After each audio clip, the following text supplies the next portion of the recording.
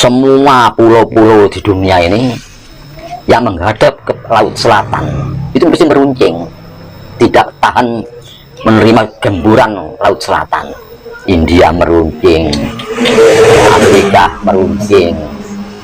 meruncing. Kenapa Pulau Jawa tidak meruncing?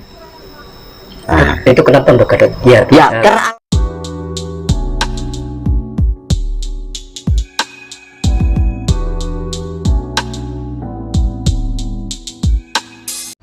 yang terjadi di negeri kita ini ilmu otak-atik bisa, ilmu ketepatan juga bisa. Coba kalau kita rasakan nama negeri kita atau negara kita ini Indonesia, ya, itu terdiri dari 9 huruf. 9 huruf. Kita juga menyebut Nusantara, itu juga 9 huruf. 9 huruf, ya betul ya. Sama ya. Terus kita melihat juga membaca Mojopahit, 9 huruf. Iya, betul.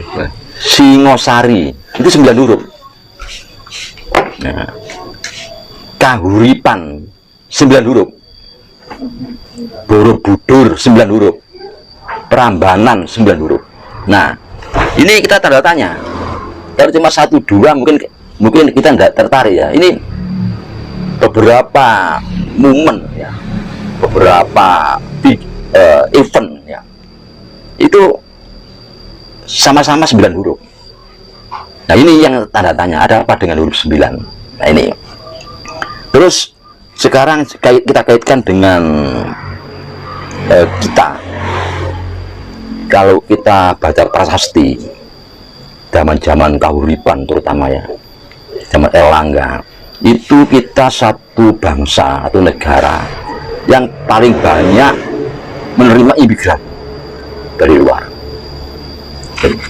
Kenapa? Ya kembali seperti tadi itu, bahwa di alam mereka itu tidak menjamin alamnya untuk menopang kehidupan warganya, sehingga banyak lari ke sini karena di sini negeri yang makmur. Nah, negeri yang makmur. Nah, ini pengertian negeri makmur ini perlu kita renungkan, perlu kita pahami sampai ke hal yang mendasar. Hal yang mendasar. Contohnya gini, pangan, ya, pangan aja. Itu ada kata-kata di dalam wayang Gemaripah, Lojinawi, Toto Tentem, Toto Raharjo, ya, Panjang Dawa Pocaponyo, luhur di bawahnya, ya. Loh lulus sarwotin tanpa tinandur, jinawimu tanpa tinuku.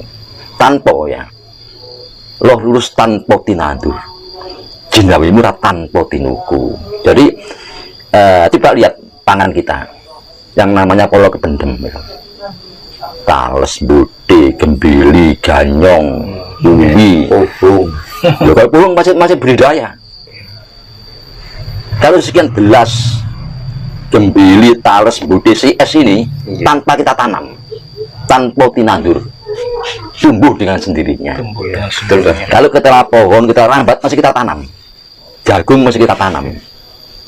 Tapi kalau sudah budi, tales, gembili, ganyong, ya, gembulu, uwi, tales, itu tanpa kita tanam, lulus tanpa tinandur, itu karbohidrat. Ini dalam penelitian para ahli, justru kualitas karbohidrat dari polo kebendem ini lebih beras, lebih jagung, lebih kita pohon, kita rambat, lebih.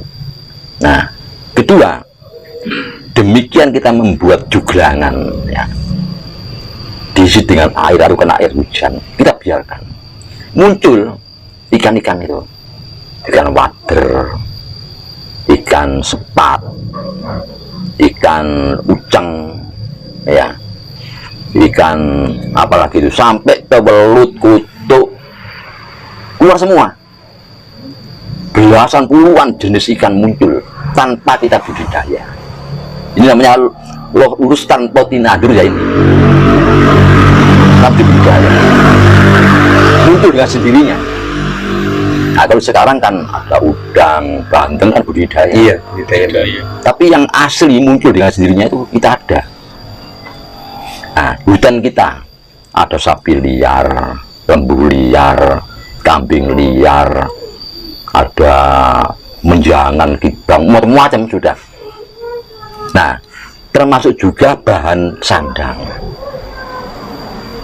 Pada saat mungkin manusia itu mulai beradab di dunia ini, kita tidak pernah telanjang, tidak pernah, karena banyak bahan-bahan yang bisa kita pakai sebagai pakaian, mulai kelaras, karsi gedang, terus daun tales, daun apa itu, segala macam daun, terus daun nongko, itu semua itu bisa dipakai untuk pakaian. Tidak pernah telanjang kita ini, apalagi bahan pakaian untuk zaman sekarang. Juga bahan perumahan, bahan untuk papan, sebiang kayu tidak terhitung jumlahnya, batu kali tidak terhitung jumlahnya, belum bahan-bahan untuk membuat batu merah. Jadi yang namanya sandang pangan papan itu tidak bisa ditiru oleh bahasa lain, negara lain. Kita berlebihan. Nah, ini sumber daya kita. Ini yang menjadi perebutan. Misalnya kata-kata polo, ya dikatakan bahwa bangsa Eropa itu datang ke sini untuk mencari pala. Pala diartikan rempah-rempah. Nah, di sini dalam sejarah yang umum itu wit polo, biji polo itu, merica dan kayu manis. Coba kita rasakan. Untuk apa mereka? Ini kan kebutuhan primer. Kalau mereka itu hanya mencari kebutuhan primer, ya tidak usah menggebu itu. Iya, betul. Rasa hebat itu gerakannya. Kebutuhan pokok, panganan pokok. Ini yang kadang-kadang dibiarkan sejarah, dalam buku-buku sejarah itu cerita demikian. Dibiarkan. Hanya mereka itu kesini mencari rempah-rempah. Rempah-rempah itu untuk mereka kebutuhan primer, paling pengawet. Merica itu pengawet. Dan selama ini mereka tanpa pengawet bisa kok. Kan sana iklimnya dingin. Jadi yang dicari itu satu, sumber daya pangan. Yang kedua, emas. Tambang itu terus beruntun. Oleh karena itu, yang disebut pala di sini, sebagaimana yang disebut sumpah Gajah Mada, sumpah pala. Pala itu semua ada. Semua kekayaan ini pala namanya. Polo Kependem, Polo Gumantung, Polo Kesempar, ya, Polo Wijo, itu pala. Di pala itu semua kemakmuran ini, semua sumber daya alam kita ini namanya pala. Polo Kependem, Polo Kesempar, Polo Gumantung, Polo Wijo, termasuk sayur-sayuran dan buah-buahan, itu namanya polo. Nah, namanya palapa. Demi kemakmuran.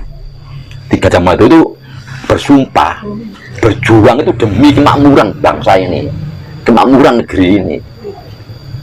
Gitu loh. Makanya kalau disebutkan bahwa bangsa Eropa datang ke sini semata-mata untuk mencari rempah-rempah, itu ya lucu. Nyatanya apa? Belanda eksportir gula terbesar dunia, punya hak monopoli gula. Belanda Mbak itu ya? Iya, pada saat itu waktu Belanda menjajah kita, dia eksportir gula terbesar dunia dan punya hak monopoli. Nah, berarti kan tebu termasuk pala kan?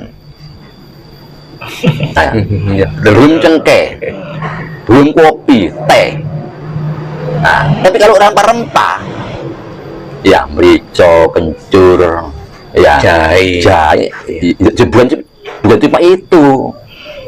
Tapi kenapa di zaman buku ditulis bahasa Eropa ke sini itu mencari rempah-rempah? pengertian kita yang merico, terus apa itu Keningar, Kapulogo itu. Nah, tapi nyatanya apa yang diekspor oleh Belanda? Gula, kopi, cengkeh, teh. Nah, ini kan masuk pala kan ini. Jadi pala itu kemakmuran. Kemakmuran. Jadi akhirnya apa? Dunia ini pada waktu itu sangat tergantung kita. Sumber daya alam kita, kekayaan kita ya. Ya. Nah, kita yang nggak paham. Nah, sekarang coba dihitung lagi. Kalau kita itu melihat tentang bagaimana cara peradaban Eropa mengukur nilai uang, mengukur seberapa berwenang mereka itu mencetak uang, kan dari emas. Nah, kedua dari energi tambang. Dari energi tambang ini kenapa dari pangan? Nah, sekarang coba umpama kita ini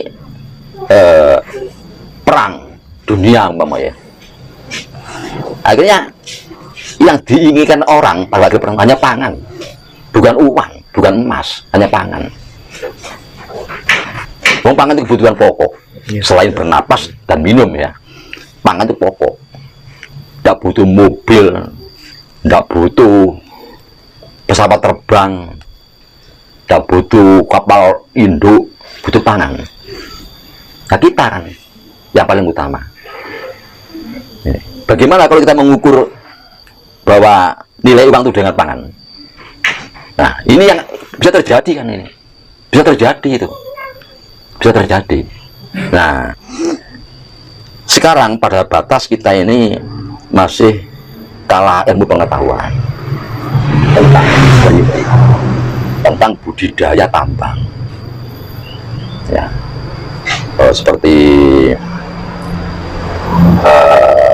apa itu nikel, seperti emas, tembaga, seperti seperti itu kan kita masih bukan tidak ngerti. Ilmuwan kita sudah paham itu tentang bagaimana tembaga itu, perbaikan nikel sudah paham. Tapi pada saat kita belum paham 30 tahun yang lalu ya, 20 tahun yang lalu, mereka sudah buat sistem. Kita terkena sistem itu. Iya betul kan itu. Kita terkena sistem dari MOU dengan mereka. Nah, kita kan sudah paham. Nah, kalau sudah paham, iyalah sudah, kita tidak perlu mempersoalkan. Cuma mereka tidak akan berani pada kita. Karena apa? Tumpuan harapan mereka di sini ya. Baik itu Amerika, Cina, tumpuan harapan kita di sini di Indonesia. Apa mau dicuri Indonesia ini? Ya mau menghancurkan dunia berarti. Menghancurkan Nusantara berarti menghancurkan dunia. Ini yang kita harus berarti besar. Berarti semua kekayaan yaitu ada harapan di negara kita, Pak, ya? Harapan masa depan kita ini di sini. Harapan masa depan dunia di Indonesia, di sumber daya alam Nusantara. Makanya pernah saya terangkan bahwa semua pulau-pulau di dunia ini yang menghadap ke laut selatan itu mesti meruncing, tidak tahan menerima gemburan laut selatan. India meruncing, Amerika meruncing, Afrika meruncing. Kenapa Pulau Jawa tidak meruncing? Nah, itu kenapa Mbak? Ya, karena alamnya memang terjaga. Gitu ya, Mbak. Iya, dijaga oleh alam itu sendiri. Dalam hal ini ya Tuhan yang Maha Kuasa memberikan kode pada kita bahwa kita tidak perlu khawatir, alam kita terjaga. Kalau enggak sudah lama hancur Pulau Jawa ini. Iya betul, Pak. Pulau Jawa hancur, Kalimantan, Sulawesi hancur, terutama Kalimantan. Gemburan ombak laut selatan kan tidak. Nah, ini harus kita syukuri seperti ini. Jadi kita harus yakin bahwa semua gerakan dari luar itu tidak akan ngitung-ngitung.